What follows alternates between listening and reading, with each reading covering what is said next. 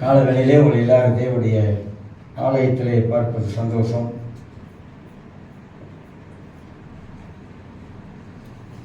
சரி,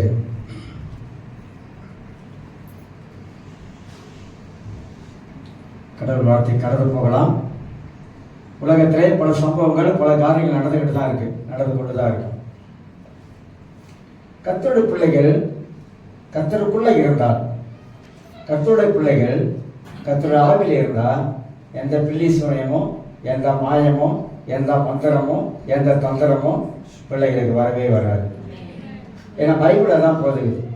வேதத்தில் பழைய ஏற்பாட்டில் யாக்கோபுக்கு விரோதமான ஒரு குறி சொல்லுதலும் ஒரு மந்திரமும் கிடையாது. ஆகினால இன்னைக்கு நிறைய பேர் விடுமுறைக்கு வெளியே போயிட்டாங்க. பரவாயில்ல, சிலருக்கு பல காரணம் இருக்கும், சிலர் பல வேலை இருக்கும். சரி, நம்ம பரிசுத்த ஆவியுடைய வேலை என்ன என்பதை குறித்து உங்கள் மத்தியிலே நான் பேசிக்கொண்டு வருகிறேன். ஒருவருக்கு ஒருவர் நாம் என்ன செய்ய வேண்டும் என்ற ஒரு தலைப்பில் பல காரியங்களை உங்கள் மத்தியிலே நான் சொல்லிக் கொண்டு வருகிறேன். ஒருவருக்கு ஒருவர் என்ன செய்ய வேண்டும் என்ற அடிப்படையிலே நான் ரோமர் 12ஆம் அதிகாரம், சவுண்டை கொஞ்சம் குறைக்கணும். ரோமர் 12ஆம் அதிகாரம் 11ஆம் வசனத்தை எடுத்து ஆவிலே அனலாயிருங்கள் அப்படின்ற வார்த்தையை மத்தியிலே நான் பேசி கொண்டு வந்தேன்.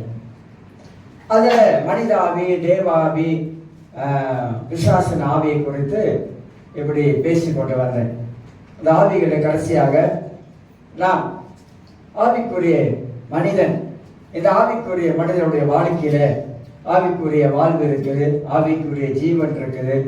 இதெல்லாம் உங்கள் மத்தியில் ஒரு சில கோர்வையாக பேசி கொண்டு வந்தேன். இன்றைக்கு அதே அடிப்படையில் இந்த ஆவிக்குரிய மனிதன், ஆவிக்குரிய வாழ்வு என்ற அடிப்படையில் தொடர்ச்சியாக 1 கொரிந்தியர் 3ஆம் அதிகாரத்தை நாம் கொஞ்சம் திருப்பிக் கொள்வோம். 1 கொரிந்தியர் 3ஆம் அதிகாரம் எல்லாருக்கும் தெரிந்த பகுதி. ஆனால் இதில் பல முறை சில காரியங்களை நான் பேசியிருந்தாலும் இன்னும் சில காரியங்களை உங்கள் மத்தியில் புதிதாக எடுத்து சொல்வதற்கு நான் பிரயாசப்படுகிறேன். 1 கொரிந்தியர் 3ஆம் அதிகாரம் 1லேருந்து 9 வசனம் வரைக்கும் நீங்கள் வாசித்து பார்த்தீங்கன்னா உங்களுக்கு தெரியும். அதில் 1-2 வசனத்தை உங்களுக்கு நான் வாசித்து காட்டுகிறேன்.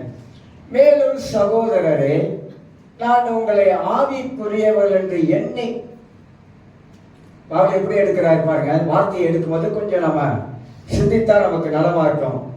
அதாவது சபைக்குள்ள நடக்கிற பிரிவினைகள், இந்த பிரிவினை சபைக்குள்ளாக நடக்குது என்பதை கொலோவியா வீட்டார் பவுல் எபேசு பட்டணத்தில் இருக்கும் பொழுது கொலோவியா வீட்டார் பவுலுக்கு போய் சொல்றாங்க, பவுலே, இந்த திருச்சபை நீங்க கட்டணீங்க, 1.5 வருஷம் அதை ஊழியம் செய்தீங்க, ஆனா இப்போது சபைக்குள்ளாக சபையா இல்லை, சபைக்குள்ள பல காரியம் நடந்து கொண்டு இருக்குது அப்படின்ற ஒரு கம்ப்ளைண்ட் பண்றாங்க. அந்த கம்ப்ளைண்ட்டுக்கு கடிதம் தான் 1 கொரிந்தியர், 2 கொரிந்தியர், 3 கொரிந்தியர் கூட எழுதியிருக்காங்க, 4 கொரிந்தியர் கூட எழுதியிருக்காரு. ஏன்னா அதெல்லாம் இந்த கொரிந்த மக்கள் படிச்சு கிழிச்சு போட்டாங்களாம். அதனால 1 கொரிந்தியர், 2 கொரிந்தியர் நம்ம கையில இப்ப இருக்குது. ஏன் கிழிச்சு போட்டாங்கன்னா பவுல் மேல ஆத்திரம் போகும். ஸோ இந்த 3ஆம் அதிகாரத்தில இருந்து சில சத்தியத்தை உங்களுக்கு நான் எடுத்து சொல்ல பிரயாசப்படுறேன். சபைக்குள்ள இருக்கிறதான சில பிரிவினை ஆவிகள். சபை என்பது நமக்கு நன்றாக தெரியும். சபை என்பது அது இயேசுவால சம்பாதிக்கப்பட்ட சபை.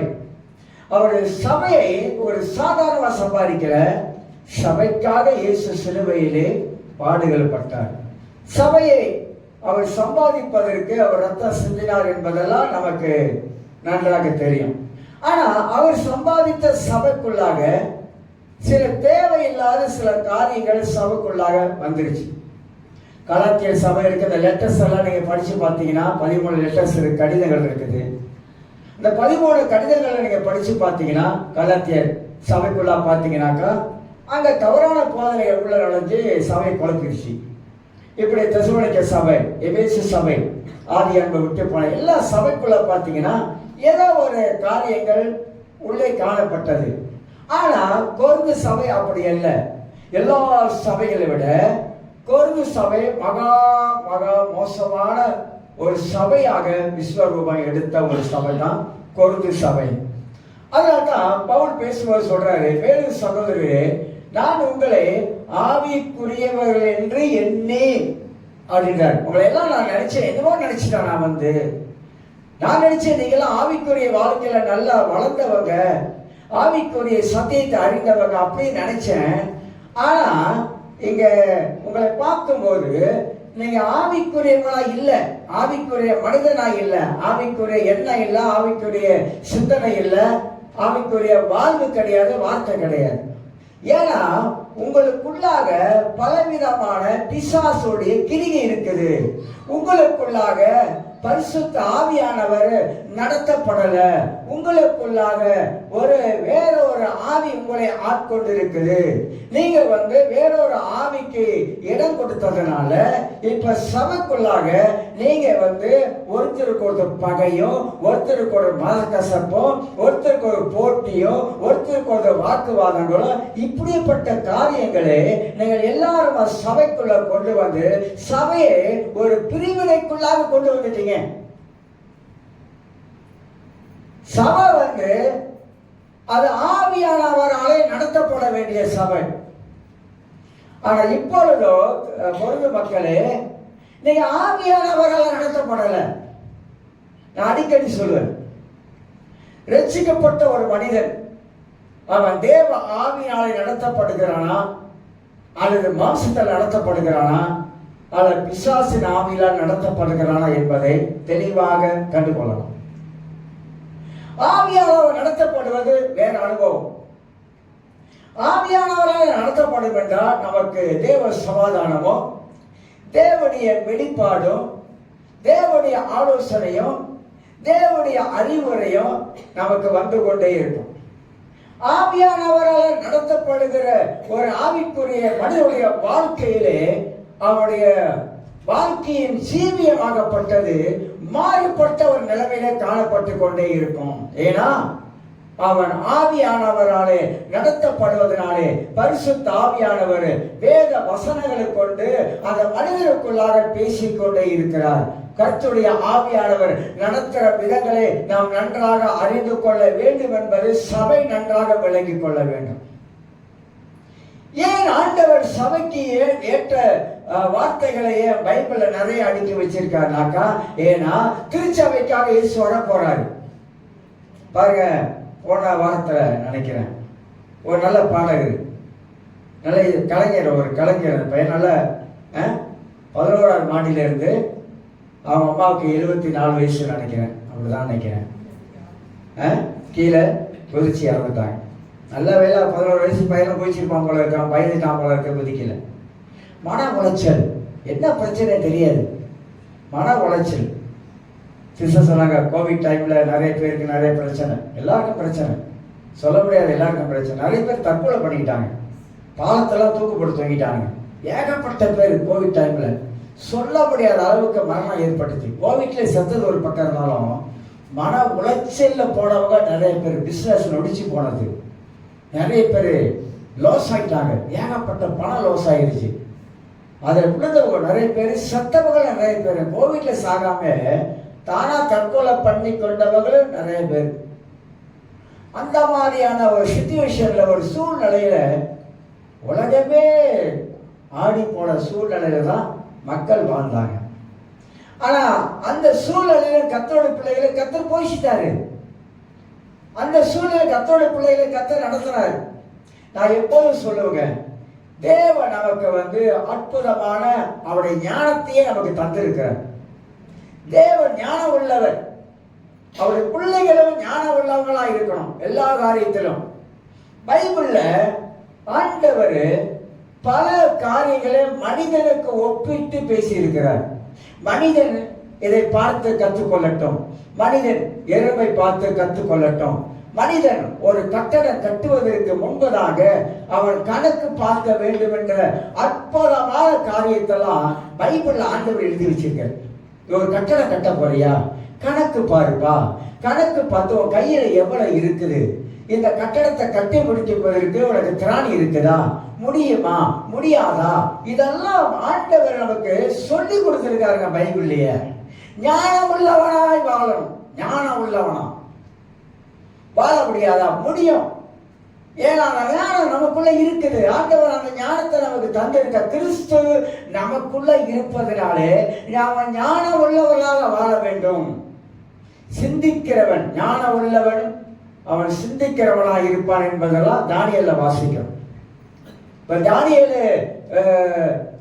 புஸ்தகத்தை நீங்க படிச்சு பார்த்தீங்கன்னா 4 பேர் மட்டும் பாபிலோன்ல இருந்து எங்க வராங்க, இஸ்ரேல் தேசத்திலிருந்து 4 பேர் மட்டும் பாபிலோனுக்கு போறாங்க. 4 பேர் அவனுங்களை செலக்ட் பண்ணது அது ஆனா அந்த 4 பேரும் ஞானம் உள்ளவனுங்க, ஞானவான்களாக காணப்பட்டாங்க. ஒவ்வொரு மனிதருக்கு நான் சொல்றேன், அந்த கால வேளையில ஞானம் ரொம்ப ரொம்ப அவசியம். எல்லாருக்கும் சொல்றேன், ஞானம் ஞானத்தை பத்தி உங்களுக்கு தெரியாது. அதனால்தான் நீதிமொழிகள் 1-10 வரைக்கும் ஞானத்தை பத்தியே பேசுது. அதிகாலையில என்னை தேடுகிறவன் கண்டடைவான். யார சொல்லுது? கர்த்தரைய சொல்லுது, ஆண்டவரை சொல்லுது, ஞானத்தை சொல்லுது. அதிகாலையில என்னை தேடுகிறவன் அவன் கண்டடைவான். அதிகாலையிலே நாம் நம்முடைய ஞானம் நமக்கு எந்த அளவுக்கு இருக்குதோ அந்த அளவுக்கு நாம ஞானம் உள்ளவனாக இந்த உலகத்துல வாழ முடியும். எல்லா விதத்திலைங்க, எல்லா விதத்திலும் கணக்கு போட்டு வாழ்க்கையை நடத்தணும். கணக்கு போடாம வாழ்க்கை நடத்தக்கூடாது. திட்டம் போட்டு வாழ்க்கை நடத்தணும். அதுதான் நம்முடைய வாழ்க்கைக்கு சிறந்ததாக காணப்படும். உலகத்தில் இருக்கிற மனிதனை விட கர்த்தர் நமக்கு அதிகமான ஞானம் கொடுத்திருக்காருங்க. உலகத்தில் இருக்கிறவன் எப்படி வாழுகிறான்? இன்னைக்கு ஒரு பிசினஸ் பண்ணுகிறவன் எப்படி வாழுகிறான்? எவ்வளவு உலகத்தில் இருக்கிறவன் அவன் உலக அறிய வைத்துக் கொண்டு, அவனுக்கு இருக்கிற ஞானத்தை வைத்துக் கொண்டு தன்னுடைய வாழ்க்கையில எந்த அளவுக்கு முன்னேறி போய் கொண்டு இருக்கிறான் என்பதை நமக்கு நன்றாகவே தெரியும், நன்றாக தெரியும். அதை விட கர்த்தருடைய பிள்ளைகளுக்கு ஆண்டவர் ஆசீர்வாதத்தை வச்சிருக்கிறாரு, ஞானத்தை கொடுத்திருக்கிறாரு, அறிவை தந்திருக்கிறாரு, வேதத்தை தந்திருக்கிறாரு. தேவன் யார் என்பதை நாம் அறிந்திருக்கிறோம். அப்ப கர்த்தருடைய பிள்ளைகள் இந்த உலகத்தில் எப்படி வாழணும்? ஆனா எப்படி வாழ்ந்து கொண்டிருக்கிறோம்? அதாவது வாழ்க்கை என்பது நிறைய பாடங்கள் படிக்கிறது, அதெல்லாம் உண்மை. எல்லாருமே திடீர்னு எல்லாமே அறிஞ்சு வந்துடுறது. வாழ்க்கை என்பது பாடம். அந்த பாடம் நமக்கு கற்றுக் கொடுக்குது வாழ்க்கையில. சின்ன பருவத்தில் படிப்பு பருவம், முடிஞ்ச பிற்பாடு வேலை பருவம், வேலைக்கு போகிறோம். வேலைக்கு போனோம், உலகத்துக்குள்ள நுழைஞ்சிட்டோம்னு அர்த்தம். உலகத்துக்குள்ள நுழைஞ்ச கையோட பல காரியங்கள் நம்ம பார்க்கிறோம்.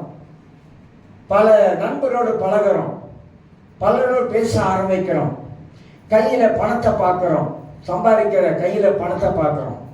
இதெல்லாம் நம்மளோட வாழ்க்கையில சில வேலைகளில நம்மளை வேறு பக்கம் திசை மாற்றி போகிறதுக்கு வாய்ப்பு இருக்குது. ஏன்னா உலகம் அப்படிப்பட்டது.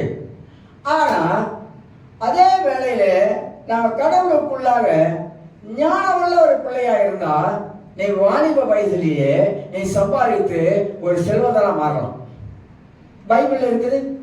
ஒரு பணக்கார வாலிபன் ஈஸ்வரத்தில் கேட்கிறான், நித்திய ஜீவன் அடைவதற்கு நான் என்ன செய்வேன்னு கேட்கிறான். உன் பணம் சம்பாதித்தவன், வாலிப வயதிலே நல்ல வசதியா வாழ்ந்தவன். அப்ப குறிக்கோள் இல்லை, வாழ்க்கையில் ஒரு குறிக்கோள் இல்லை, ஒரு அச்சீவ்மெண்ட் இல்லை, அதாவது ஒரு டார்கெட் பண்றது இல்லை. என் வாழ்க்கை இப்படி நான் போகணும், என் வாழ்க்கையில இப்படிதான் இருக்கணும், மற்றவங்க போல இப்படிதான் உயரணும் அப்படின்ற ஒரு என்ன இல்லை, ஒரு நமக்கு அந்த நோக்கம் இல்லைங்க, அந்த எண்ணம் இல்லைங்க. அதனால தான் நம்ம இருக்கிறத வச்சு வாழும், வெள்ளைக்கு தகுந்த வீக்கம் அப்படின்னு பழமொழிலாம் சொல்லிக்கிட்டு வெள்ளைக்கு தகுந்த வீக்கம் இருக்கிறத வச்சு வாழும். இப்படியே வண்டியை ஓட்டிடலாம். எப்படி? இப்படியே வண்டியை ஓட்டிடுவோம். எவ்வளவு தூரம் ஓட்ட போறீங்க? எவ்வளவு நாளைக்கு ஓட்டுவீங்க? பணம் இருக்கிற பணம் அது அப்படியே கரையா மாதிரி கரைஞ்சிடும், கொஞ்சம் கொஞ்சமா கரைஞ்சிடும். எவ்வளவு இருந்தாலும் கொஞ்சம் கொஞ்சமா கரைஞ்சிடும். ஆனா பணத்தை நம்பி வாழ முடியாது, இயேசுவை நம்பி வாழலாம். மனிதனை நம்பி இவன் காப்பாற்றுவானா, அவன் காப்பாற்றுவானா, இந்த பிள்ளை காப்பாற்றுமா, அந்த பிள்ளை காப்பாற்றுமா, அதெல்லாம் விட்டுறணும். அதெல்லாம் ஒரு பக்கமாக வச்சிடணும். ஏன்னா எத்தனையோ தாய் தகப்பனை வந்து இப்போ பல இதில் சொல்கிறாங்க, உன் பெற்றோர் கவனி, உன் தாய் தகப்ப கவனி, உன்னை பெற்றெடுத்த உன் அம்மாவை கவனி, விட்டுறாத, அனாதிலத்தில் விட்டுறாத, அங்கே விட்டுறாத, இங்கே விட்டுறாத. ஏங்க வந்து அடிக்கடி இப்போ ஒரு காலத்தில் இப்படி இல்லைங்க, ஒரு காலத்தில் யாருமே இப்படி கேள்விப்படலைங்க. ஆனா இப்பதான் அதிகமா பேசுறாங்க, உன் தாய் தகப்பனுக்கு நீ துரோகம் பண்ணாத, அப்படிலாம் நிறைய பேசுறாங்க. நீ பண்ணினாக்கா அதுக்கும் இன்னொரு பழமெல்லாம் சொல்றாங்க பாருங்க, கர்மான்றாங்க. கர்மா, நீ என்ன பண்ண, நீ என்ன பண்ண, கர்மாவனை சும்மா விடாது தெரியுமா? நீ இப்ப பண்றதெல்லாம் நாளைக்கு நீ அந்த கர்மா அனுபவிப்ப, அப்படிலாம் சொல்றாங்க. தமிழ்ல சொல்றாங்க, பைபிள்ல இருக்குது, அதெல்லாம் வார்த்தை இருக்குது. ஆனா என்ன சொல்ல வராங்கனாக்கா, நீ என்னவெல்லாம் நீ வந்து துரோகம் பண்றியோ, என்னவெல்லாம் மற்றவனுக்கு நீ வந்து தீங்கு நினைக்கிறியோ, தீங்கு செய்ய ஆரம்பிக்கிறியோ, அது உன்னை சும்மா விடாது. பைபிள் அப்படிதான் சொல்லுது, உலகத்தில் உள்ள அதான் சொல்றான். அப்பனா வேதம் நமக்கு என்ன கற்றுக் கொடுக்குதுன்னா, என்ன கற்றுக் கொடுக்குது அப்படின்னாக்கா, உலகத்துல இன்னைக்கு வந்து பல காரியங்கள் வந்து இன்னைக்கு சொல்ல ஆரம்பிக்கிறாங்க. அதுக்கு முன்பதாகவே பைபிள் நமக்கு கற்றுக் கொடுத்துருச்சு. கர்த்தரை ஏற்றுக்கொண்ட பிள்ளையுடைய வாழ்க்கையில இந்த ஞானம் நமக்குள்ள இருக்கும்போது, ஏன்னா இயேசுவே ஞானமாய் இருக்கிறார், அந்த ஞானம் உள்ள ஆண்டவர் நமக்குள்ள இருக்கும்போது நம்ம ஞானமாய் எங்களுக்கு ஒரு பாஸ்டர் ஒரு டீம் நாங்கள் வச்சிருக்கோம், நல்ல எல்லாம் நல்ல ஆட்கள். இங்கே வெளியே போனால் போலான்னு வாங்க, நான் வந்து கணக்கு பார்ப்பேன். இப்படி போனால் அவளை காசு வேணும், பரவாயில்ல வேணாம், அது கேன்சல் பண்ணிடுவோம். கணக்கு பார்ப்பேன், நான் கணக்கு பார்க்குற ஆள், எல்லா விதத்திலும் நான் கணக்கு பார்ப்பேன். அதனால் லெத்தோவாக்கு போகலாம், இந்தோனேஷியா அப்படின்னு நல்லா பிளான் பண்ணாங்க. ஏற்கனவே நான் போயிட்டு வந்துட்டேன். ஆனால் அது கீழே இன்னொரு இடம் இருக்குது, அது வந்து ஃபேரியில் போகிறது, இந்த லேக்கில் அப்படியே போகும். எல்லாம் பிளான் பண்ணாங்க, எவ்வளோ வரும் எவ்வளோ வரும் எவ்வளோ வரும், எல்லாம் ஒரு 1000 வெள்ளி இருந்தால் போதும். ஓ அப்படியா, ஓகே கேன்சல், ட்ரீட் கேன்சல். ஏன்னா பட்ஜெட் இல்லை, நம்ம போக முடியாது, கேன்சல். ஏன்னா கணக்கு பார்க்கணும், முடியாது அப்படின்னு சொல்லி நமக்கு தெரியலங்க, எல்லா வச்சும் நமக்கு தெரியணும். அதனால ஒரு ஞானமுள்ள ஒரு மனிதனாக இந்த உலகத்தில் ஆவியானவர் நம்மளை நடத்துகிறார், ஆவியானவர் சொல்லி கொடுக்கிறாரு. ஐயா நான் மனிதன் தாயா, எனக்குள்ள ஒரு மாமிசம் இருக்குதா, ஆனா எனக்குள்ளாக ஒரு தேவன் இருக்கிறாரு, எனக்குள்ளாக பரிசுத்த ஆவியானவர் இருக்கிறாரு, எனக்குள்ளாக தேவனுடைய வார்த்தை இருக்குது, என் மேல ஒரு அபிஷேகம் இருக்குது, நான் ஞானம் உள்ளவனா உலகத்துல வாழ்வதற்கு. சிலருக்கு என்னதான் சொல்லுங்க, செவனங்காலில் சங்கவதன்னு சொல்லுவாங்க. உங்களை சொல்லல, சொல்றேன், பொதுவா சொல்றேங்க. என்ன சொன்னாலும் அவங்க அந்த மாதிரி மனப்பான்மை உள்ளவங்க, அந்த மாதிரி யோசிக்காத உயர்வான எண்ணங்கள் உள்ள ஆளா இருக்கணும். உயர்வான எண்ணம், உயர்வான சிந்தனை உள்ள ஆளா இருக்கணும். உயர்ந்ததை பார்க்கணும், மேலானதை பார்க்கணும். பூமிக்குரிய காரியங்கள் இருந்தாலும் மேலானவைகளை பார்க்கணும். சீசத்துவத்துல ஒரு அருமையான ஒரு பாடம் ஒன்று இருக்குது. ஆண்டவர் ஏன்னா சீசத்துவம் வெள்ளிக்கிழமை வியாழக்கிழமை நடத்தணும். ஏன்னா எல்லாம் நிறைஞ்சிடுறாங்க. போன்ல பார்த்தா ஏகப்பட்ட பார்க்க முடியாத அளவுக்கு குமிஞ்சிடுறாங்க. ஏன்னா வேத பாடம் பாருங்க, சீசத்துவம். அதுல இயேசு சொல்வாரு சீசர்களை பார்த்து, உன் தகப்பனையாவது உன் தாயாவது எல்லாத்தையும் நீ என்ன செய்யக்கூடாது, நீ வெறுத்திடாவிட்டால் ஏற்றுக்க முடியுமா? இதை மொட்டையா பார்க்குற வசனம். நிறைய பேர் மொட்டையா பார்ப்பாங்க. மொட்டையா பார்ப்பானா அது உள்ள அர்த்தம் தெரியாது. ஏன் சொல்றாரு அப்படின்னு, என்னது சொல்றாருன்னா, உன் தாயை விட, உன் தகப்பனை விட, உன் பிள்ளையை விட, உன் மனையை விட நேசத்தை அங்கே வைக்கணும், அங்கே வைக்கணும், மற்றதெல்லாம் ரெண்டாவது. இதெல்லாம் விட்டுட்டு நம்ம எதுக்கெல்லாம் முதலிடம் கொடுக்கிறோமோ அதெல்லாம் சீசத்துவத்துல வராது. ஒரு சீசரா இருக்கிறவன் 100% இயேசுவை பின்பற்றினாக்கா தன் வாழ்க்கையில இழக்க வேண்டியதை இழக்கணும். இலங்காதா கோதுமை மணியானது யோவான் 12:24 கோதுமை மணியானது நிலத்தில் விழுந்து சாகாவிட்டால், படிச்சிருக்குமா என்னன்னு தெரியல, நிலத்தில் விழுந்து சாகாவிட்டால் செத்ததே ஆகி அது பலன் கொடுக்கும். சாகாவிட்டால் பலன் கொடுக்காது, செத்தாதான் பலன் கொடுக்கும். மனிதன் என்ன சொல்றாரு? நீ சுயத்துக்கு மறிக்கணும். சாக வேண்டிய பகுதி நிறைய இருக்குது வாழ்க்கையில. எதெல்லாம் மனித வாழ்க்கையில சாகணும், எதெல்லாம் மனித வாழ்க்கையில உயிரா இருக்கணும், வீடோப்பா இருக்கணும். சாக வேண்டிய பகுதி செத்தாதான் முளைக்க வேண்டிய பகுதி சரியா முளைக்கும். கிறிஸ்தவ வாழ்க்கை என்பது நம்ம ஏதோ ஒன்று நினைச்சிடக்கூடாது. ஒரு நல்ல ஒரு ஆவிக்குரிய வாழ்வுல, ஆவிக்குரிய எண்ணத்துல இருக்கிற ஒரு மனிதனுடைய கிறிஸ்துவ ஜீவியம் ரொம்ப வித்தியாசமான ஒரு நிலையில அது காணப்படும்.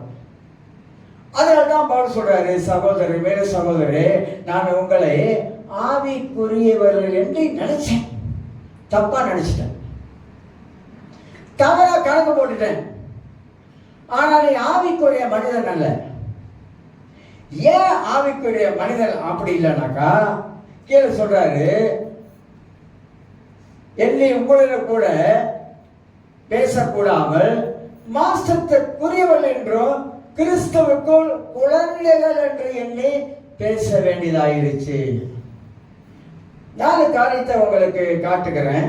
இந்த ஆவிக்குரிய மனிதனுடைய வாழ்க்கையில சபைக்குள்ள ஏன் பிரிவினை வருது தெரியுங்களா? ஆவிக்குரிய மனிதனால சபைக்குள்ள பிரிவினை வராது. ஒரு ஆவிக்குரிய மனிதனால தலைமைத்துவத்தில், லீடர்ஷிப்ல ஒரு நல்ல தலைவன் சபைக்குள்ள ஒரு பிரிவினையை உண்டாக்க மாட்டான். இல்லாத பொருளாத அங்க சொல்லி, இங்க அங்க சொல்லி, அங்க உள்ளது இங்க சொல்லி, ஈரை பேனாக்கி பேரை பெருமாளை ஆக்கவே மாட்டாங்க ஆவிக்குரிய மனிதன். ஏன்னா அவங்களுக்கு தெரியும், ஏன்னா அவங்க ஆவிக்குரிய ஆவியானவராலே வழிநடத்தப்படுறவங்க. நான் வேதத்தில் இருக்கிற சத்தியத்தை உங்களுக்கு எடுத்து காட்டுறேன். அப்ப இந்த ஆவிக்குரிய மனிதர்கள் எப்போதுமே பிரிவினை உண்டாக்குற ஆவி அவங்களுக்குள்ள வேலை செய்யாது. ஏன் வேலை செய்யாதுன்னா, பரிசுத்த ஆவியானவர் அவங்களுக்குள்ள இருப்பதனாலே ஆவியானவர் அவங்களுக்குள்ளாக நீ செய்கிற ஒரு காரியம் தப்பான ஒரு காரியம் என்பதை பரிசுத்த ஆவியானவர் உணர்த்தி கொண்டே இருப்பார். ஆவியானுடைய ஒரு பிரதானமான வேலை என்ன தெரியுங்களா? உணர்த்துகிற வேலை, பாவங்களை உணர்த்துகிற வேலை, தவறுகளை உணர்த்துகிற வேலை, தவறி விழுந்து விட்டா உணர்த்துகிற வேலை, விழுவதற்கு முன்பதாக சொல்லிக்கிட்டே இருப்பாரு, குத்தி கொண்டே இருப்பாரு, பேசிக்கொண்டே இருப்பாரு. இதுக்கெல்லாம் நம்ம காது கொடுத்து செவி கொடுக்காமல் இருக்கும் பொழுதுதான் நம்ம படுகுழியில விழுந்துடும். கர்த்தர் என்னை காப்பாத்தல. சில நிறைய பேர் நிறைய விதத்துல வேற விதமாலாம் கற்பனை பண்ணுவோம். ஆண்டவர் தடுத்து இருக்கலாமே, அவர் தடுப்பதற்கு சொப்பனம் காட்டி இருக்கிறாரு, நீ சொப்பனத்துக்கு மதிக்கல. அவர் தடுப்பதற்கு உன்னோட கூட உணர்த்தி இருக்கிறாரு, அந்த உணர்த்தலுக்கு நீ இடம் கொடுக்கல. அவரை தடுப்பதற்கு பல விதங்கள்ல உன்னோட கர்த்தர் பேசி இருக்கிறாரு. நீ உட்கார்ந்து யோசித்து பார்த்தீங்கன்னா நன்றாக தெரியும் ஆண்டவர் எந்தெந்த விதத்துல எந்தெந்த வழியில நம்ம தடுத்திருக்காரு சொல்லி. உண்மையா சொல்றாங்க, ஆவியில வாழுகிறவர்களுக்கு தேவ ஆவியானவர் எப்படிலாம் இடைப்படுகிறார் என்பதை கண்டுபிடிக்க முடியும். அப்போஸ்தலர் புஸ்தகத்தை நீங்க படிச்சு பார்த்தீங்கன்னா அருமையான காரியம் இருக்குது.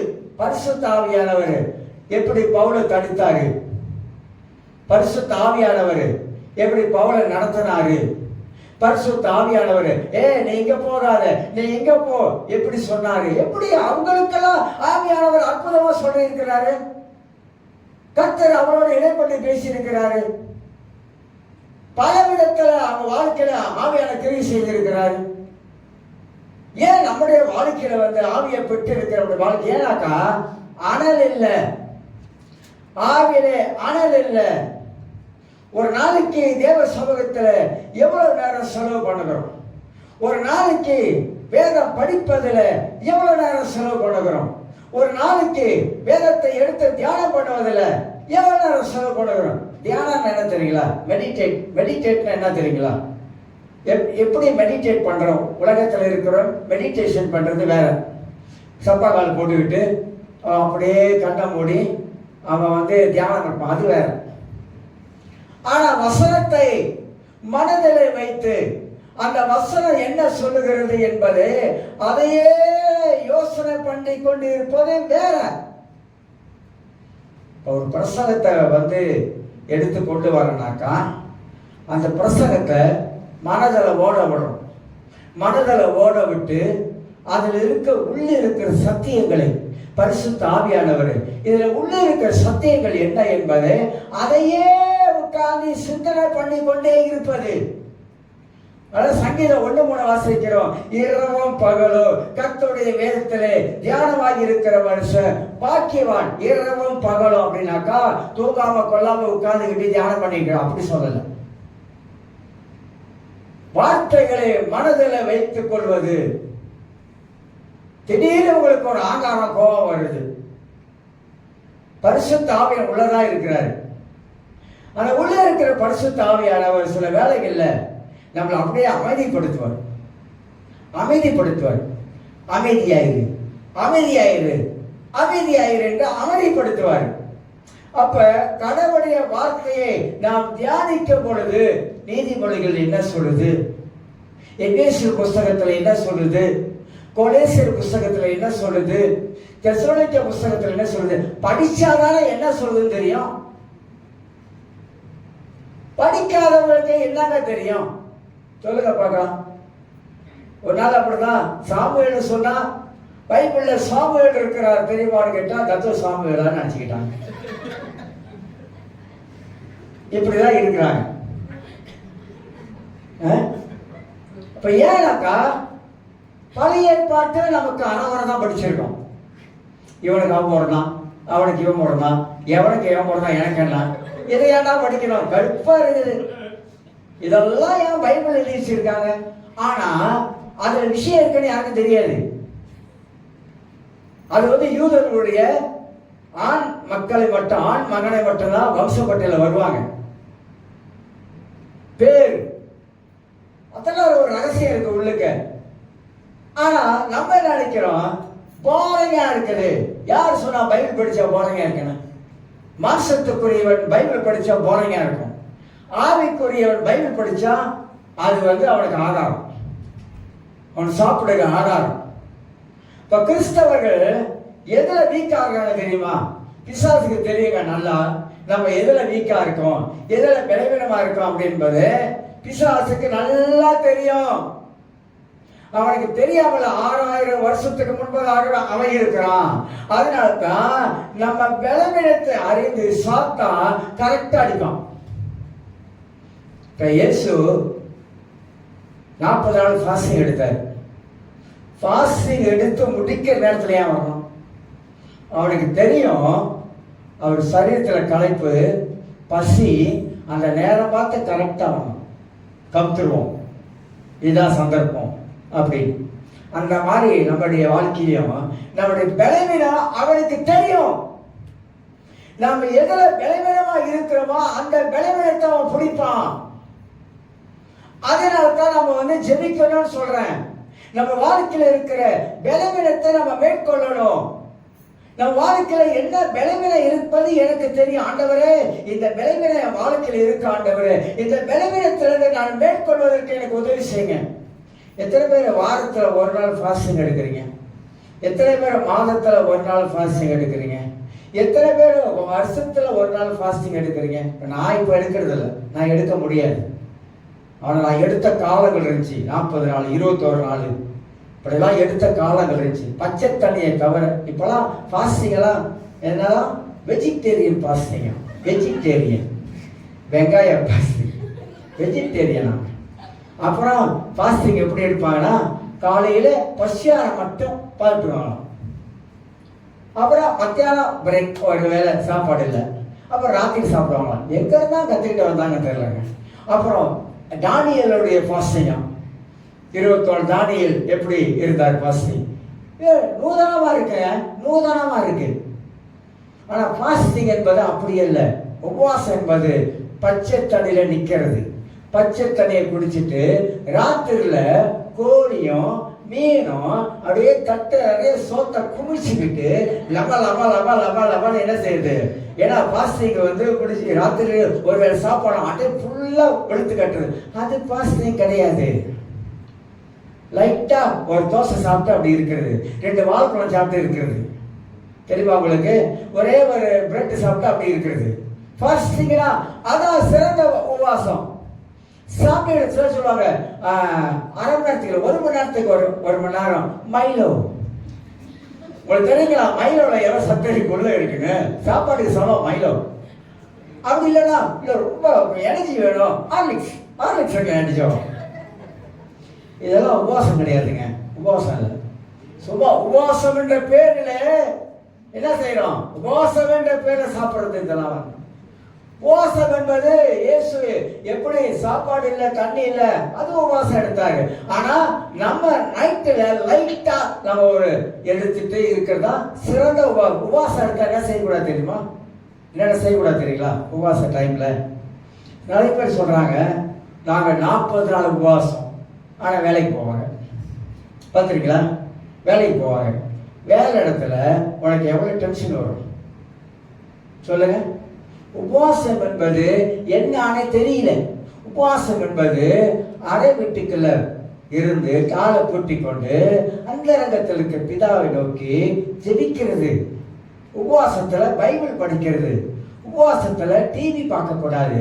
உபவாசத்துல கண்ட கதை பேசக்கூடாது. அதனால வேலைக்கு போறவங்க பெரும்பாலும் சொல்லுவாங்க, நாங்க உபவாசம் எத்தனை நாள் உபவாசம்? 21 நாள் உபவாசம். நான் கேட்பேன், 21 நாள் உபவாசம் எடுத்துட்டு வேலைக்கு போறிய, வேலை இடத்துல உனக்கு சோதனை இருக்காது? வேலை இடத்துல 108 காரியத்தை நீ பாக்குறேன், பல காரியம் காதில் வருது, பல காரியத்தை நான் கேட்கிறேன். எப்படி இதெல்லாம் உபவாசம் என்று ஒரு காரியம் நான் வாழ்க்கையில வரும்? இல்ல, உபவாசம் என்பது தேவனோடு தனித்திருப்பது. உபவாசத்துக்கு ஒரு நோக்கம் இருக்குங்க. நீ ஏன் உபவாசம் எடுக்கிற ஒரு நோக்கம் இருக்குது. அந்த நோக்கத்துக்கு ஏற்ற மாதிரி தான் நாம தேவ சமூகத்துல உபவாசிக்கணும். இதெல்லாம் இன்னைக்கு இல்லாம யாரும் விளம்பரம் வேற பார்த்திருக்கீங்களா? பத்திரிகையில விளம்பரம், நாங்கள் சபையாராக 40 நாட்கள் உபவாசம் எடுக்கிறோம். தமிழ் தேசங்கத்துல வருது, மக்கள் ஓசையில வருது. என்ன விளம்பரமா சொல்லுங்க? விளம்பரம். பேஸ்புக்ல டிக்டாக்ல விளம்பரம். நாங்கள் எல்லாம் உபவாசம் எடுக்கிறோம், சபையாக சேர்ந்து எடுக்கிறோம். இல்லாததுக்கு விளம்பரம் பண்ண சொன்னார் ஆண்டவரே. இல்லங்க, கிறிஸ்தவ உலகம் கெட்டு குட்டிச்சவரா போகுது. நிறைய விஷயத்துல எப்ப மீடியா வந்துச்சோ அதுல இருந்து கிறிஸ்தவ உலகத்துல எல்லாமே வருது. காப்பாடு, எல்லாரும் வாருங்கள், சண்டே சேவிஸ் எல்லாரும் வாருங்கள், வாங்கள் ஒன்று கூடுங்கள், வாங்க எங்க ஆலயத்துக்கு வாங்க. ஏன்னா நீ போய் உங்க ஆலயத்துக்கு வாங்க, எங்க ஆலயத்துக்கு வாங்கன்னு சொல்லிட்டு கூப்பிட்டுக்கிட்டு கிடக்குற. எல்லா விளம்பரம் கிறிஸ்தவ உலகம் அதுலதான் ஓடி, விளம்பரத்திலே ஓடுதுங்க நிறையா. சில இது போடலாம், சிலை காட்சி. அதாவது இன்னைக்கு இந்த இடத்துல 3 நாள் கூட்டம் நடக்குது, வாங்க வந்து ஜாயின் பண்ணிக்கங்க, ஆசீர்வாதம். அதெல்லாம் தப்புன்னு சொல்ல வரல. ஆனா ஓவர் ஆயிடுச்சுன்னு சொல்ல வரேன். ஓவர் ஆயிடுச்சு, ஏகப்பட்டது. இவன் தடுக்கி விழுந்தானா, அவன் கண்ணு தடுக்கி கீழே விழுந்தான், டிக்டாக்ல வருது. அவன் மரத்துல ஏறிட்டானா, இவன் மரத்துல ஏறிட்டான்னு டிக்டாக்ல வருது, பேசுவாங்க, எல்லாம் வருது, எல்லாத்தையும் வருது. நாருது மணக்க வேண்டியது நான் ஆரம்பிச்சது. சபைகள் எங்க பார்த்தாலும் உலகத்தில் இருக்க மனிதர்கள்லாம் பார்க்க ஆரம்பிக்கிறாங்க. ஐயோ, கிறிஸ்தவ உலகம் ஒரு காலத்துல வேற மாதிரி இருந்தது. இன்னைக்கு ஒரு டிக்டாக்ல பார்த்தேன், ஒரு ஆள் ஒருத்தர் சொல்றாரு, இந்தியாவுக்கு மிஷினரிகள் அவங்க தாயா கல்வியை கற்றுக் கொடுத்தாங்க, எஜுகேஷன் அவங்க தான் கற்றுக் கொடுத்தாங்க. பச்சையா சொல்றான் தமிழ்நாடு. அவங்க மிஷினரிகள் இந்தியாவில் கல்வி கொடுக்கலனாக்கா இன்னைக்கு இந்தியாவில் கல்வி இல்லை. ஹலோ, நம்ம நினைக்கிறோம், என்னமோ நினைக்கிறோம். ஆனா அன்னைக்கு மிஷினரிகள் தியாகம் பண்ணாங்க, பருப்பை கற்றுக் கொடுத்தாங்க, இறங்கி தேவனுக்காக செய்ய செய்தாங்க. அன்பை வெளிப்படுத்தினாங்க. இன்னைக்கு மிஷினரிகளை பத்தி கான்வென்ட் ஸ்கூல்ல ஏங்க வந்துச்சு? கான்வென்ட் ஸ்கூல்ல யார் படிச்சா சொல்லுங்க? பெரிய பெரிய மந்திரிகளை படிச்சாங்க. நம்ம நாட்டில் இருக்கிற மந்திரி கான்வென்ட் ஸ்கூல் தான் படிச்சாங்க. கல்வியை கற்றுக் கொடுத்தது மிஷினரிகள், வெள்ளக்காரன் கொண்டாந்து கற்றுக் கொடுத்தான். கேரளாவுக்கு போனாங்க. அங்க வந்து கேரளாவில் இருக்க மக்களுக்கு, ஏழைகளுக்கு இறங்கி தரமட்டமாகவும் இறங்கி வேலை செஞ்சாங்க, தியாகம் பண்ணாங்க. நம்ம வந்து பந்தா பீத்தலோ பீத்தல், 4 காசு அப்படி செஞ்சிட்டுமாக்கா பீத்தலோ பீத்தல். ஆனா உலகத்துல இருக்கிறவங்க கூட எவ்வளவோ உதவி செய்யறாங்க. நான் பல காரியத்தை பார்த்துருக்கிறேன்.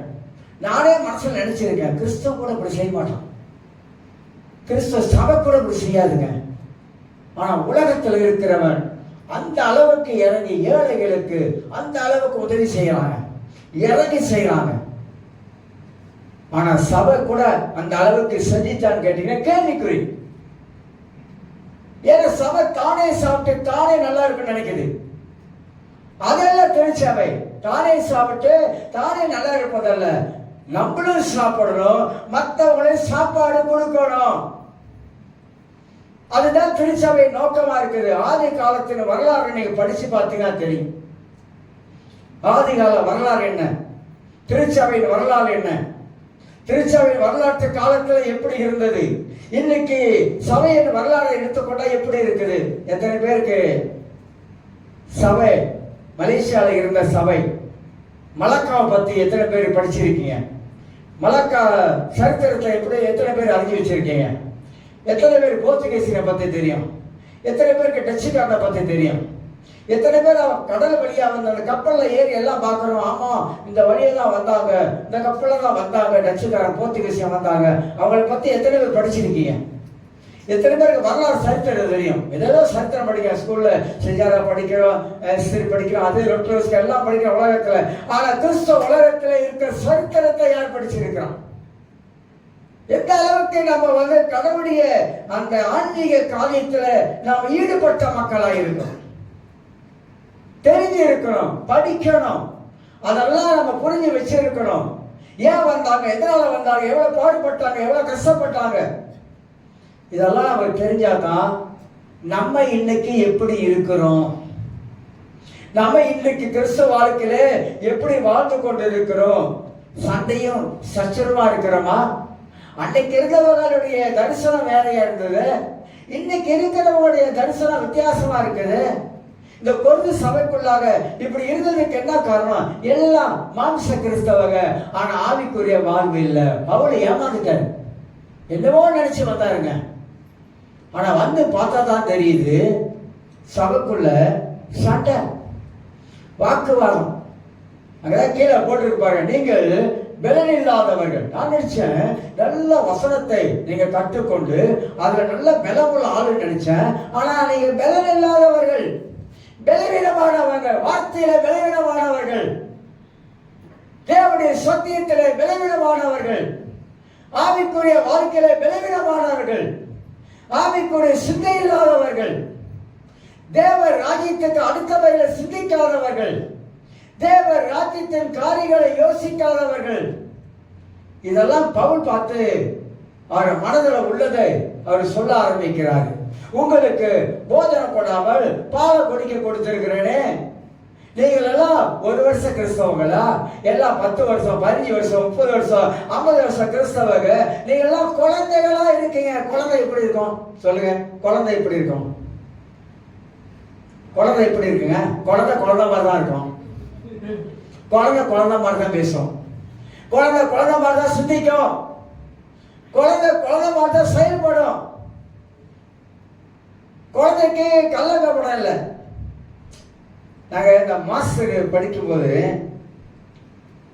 108 கேள்வி. குழந்தைங்க பிறக்கிறாங்க, இறந்தா எங்க போவாங்க?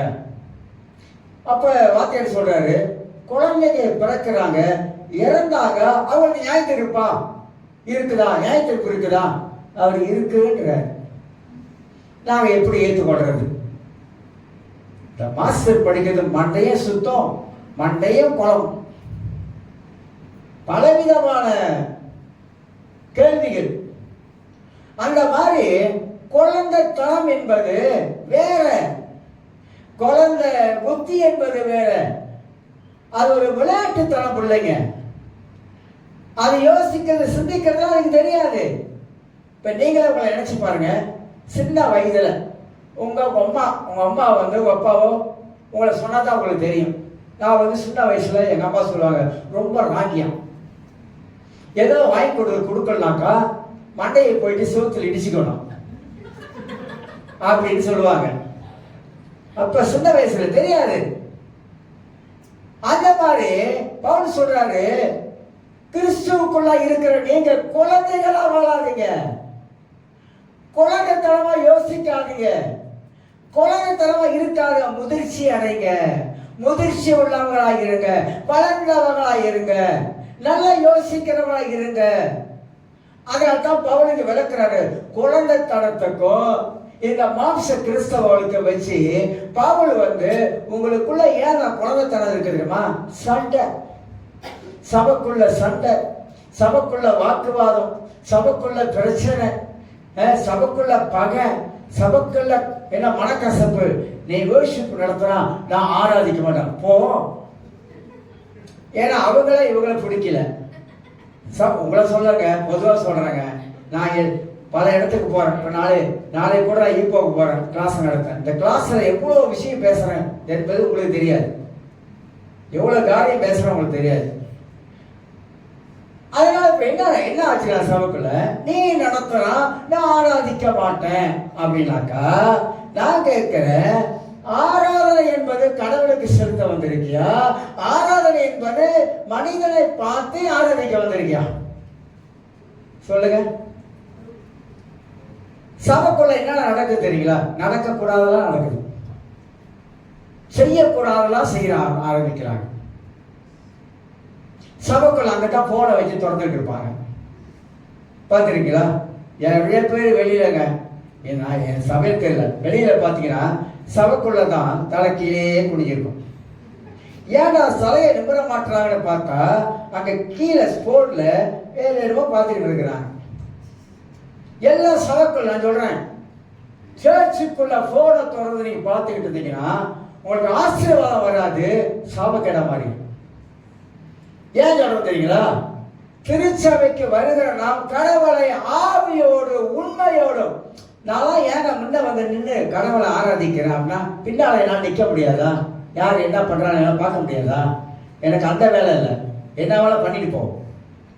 ஆனா என் ஆண்டவராக தேவனை வாரத்துல ஒரு நாள் என் உள்ளத்தின் ஆழத்திலிருந்து ஆவியோடு உண்மையோடு அவர் யாராய் இருக்கிறாரு, எப்படிப்பட்டவராய் இருக்கிறாரு, நான் ஆலயத்துக்கு வந்திருக்கிறேன், என் ஆசீர்வதிக்கிற ஆண்டவர், என் வாழ்க்கையின் காரியங்கள் ஆண்டவர் அறிந்திருக்கிறார். ஆக சின்சியரா தேவனை நான் உண்மையாகவே, நான் கடவுளை ஆவியோடு உண்மையோடு அவர் பிரசனத்தை உணர்ந்தவனாக நான் ஆராதிக்கிறேன். யார் ஆராதனை பண்ணாலும் சரிதான். ரோஹிணி பாட்டு நடத்துறாங்க, நல்லா இருந்துச்சு. பாட்டை உணர்ந்து படிக்கிறோம், கையை தூக்கி படிக்கிறோம், கையை தட்டி படிக்கிறோம். சில இடத்துல தட்டுங்க, கையை தட்டுங்க, காலை தூக்குங்க, இந்த காலை இப்படி தூக்குங்க. இல்ல இல்ல அப்படி இல்லை. நான் ஆலயத்துக்கு வரும்போது பாடலை படிக்கும் போது என்னுடைய ஆசை, தேவ பிரசனத்தை நான் உணர வேண்டும். நான் ஆலயத்தில் கடவுளை ஆராதிக்கும் போது அவரை நான் மகிமைப்படுத்தணும். ஏனென்றால் அவர் ராஜாதி ராஜன், அவர் கர்த்தாதி கர்த்தர், அவர் அதிசீக்கிரமா வரப்போகிறார். இந்த பூமியில தான் ஆண்டவரை ஆராதிப்பதற்கு என்ன வச்சிருக்கிறார். பரலோகம் அல்ல, பூமியிலே கர்த்தரை ஆராதிக்கணும். அதை விட்டுட்டு ஆராதனை வேடிக்கை பார்க்கறது, அங்க என்ன வருது இங்க என்ன வருது. பெனியன் கூட்டத்தில் நீங்க போயிருக்கேன் தெரியாது, இன்ட்ரோடியூஸ் போயிருந்தேன். பெரிய கூட்டம், இது வரைக்கும் கூடாத ஒரு கூட்டம். அந்த கூட்டத்தில் அவர் சொல்றாரு, வர்ஷிப் நடத்துறதுக்குன்னு ஒரு ஆளை வச்சிருக்கிறாரு. அந்த வர்ஷிப் நடத்துறவர்களுக்கு கிருமிக்கெல்லாம் பண்ணக்கூடாது. வர்ஷிப் நடத்தல அவர் அப்படியே வருவாருங்க, அப்படியே வராரு. அப்படியே வரும்போது அந்த வேர்ஷிப் நடத்துகிற அப்படியே போயிடுவார். அவர் சொல்லுவார், வேர்ட்ஸ் ஆறாத நேரத்தில் யாரும் மூவ் பண்ணாதீங்க, யாரும் நடக்காதீங்க. ஏன்னா தேவ பிரசனத்தை நீங்க கட் பண்ணிடுவீங்க. பிள்ளைகளை யாரும் அசையக்கூடாது. எல்லாரும் அப்படியே அந்த ஆராதனைக்குள்ளா தேவ பிரசனத்துக்குள்ளாக எல்லாரும் உள்ள இருக்கணும். ஐயா, நீங்க ஆங்கில ஆராதனை பாருங்க, அவங்களுக்கு ஒரு என்னதான் அவங்க அவ்வளவு ஒரு சென்சிட்டிவா இருப்பாங்க. ஏன் நான் உண்மையா சொல்றேன், ஆராதனை மத்தியில எவ்வளவுக்கு எவ்வளவு நம்ம சென்சிட்டிவா இருக்கிறோமோ, ஆண்டவரை எவ்வளவு கனப்படுத்துறோமோ அந்த அளவுக்கு தான் தேவனை ஆசீர்வதிப்பாரு. நீங்க எப்படி பாக்குறீங்க எனக்கு தெரியலங்க. ஆனா என்ன பொறுத்த வரைக்கும் ஆராதனை மத்தியில தேவன் விசிட் பண்ண வர பரிசுத்த ஆவியானவர் இறங்கி எல்லாரையும் பார்க்கிறார். யார் யார் எப்படி ஆராதிக்கிறார் உங்களுக்கு தெரியாது. தூதர்களை பார்க்கறாங்க. ஆவியானவர் இருக்கார் தானே, நமக்குள்ள இருக்கிற ஆவியானவர் எல்லா இடத்துல உலாவுறாரு. அவர் பார்க்கிறாரு, ஒவ்வொருத்தரையும் பார்க்கிறாரு. நீ எப்படி ஆராதிக்கிற, உண்மையா ஆராதிக்கிறியா? நீ எப்படி தேவனை வகைப்படுத்துற, உண்மையா வகைப்படுத்துறியா? எல்லாமே பரிசுத்த ஆவியானவர் கண்காணியாக பார்க்கிறார் சபைக்குள்ள. விளையாட்டு இல்லை. அதனால்தான் ஆறாவது திரும்பி கூட பார்க்க மாட்டேன். என்ன பண்ணாலும் திரும்பி கூட பார்க்க மாட்டேன். எனக்கு வேண்டியது என் தேவனை ஆராதிக்கணும், நல்லா ஆராதிக்கணும், சந்தோஷமா ஆராதிக்கணும், மன திருப்தி ஆராதிக்கணும், விடுதலையோடு ஆராதிக்கணும், கண்ணீரோடு ஆராதிக்கணும். ஆராதனை அழுக கூட வரும். அதுதாங்க ஒரு ஆவிக்குரிய மனிதனுக்கு இருக்கிற ஒரு அழகு என்பதை குறித்து நாம் அறிந்து கொள்ள வேண்டும். இதோடு பாட்டுகிறேன்.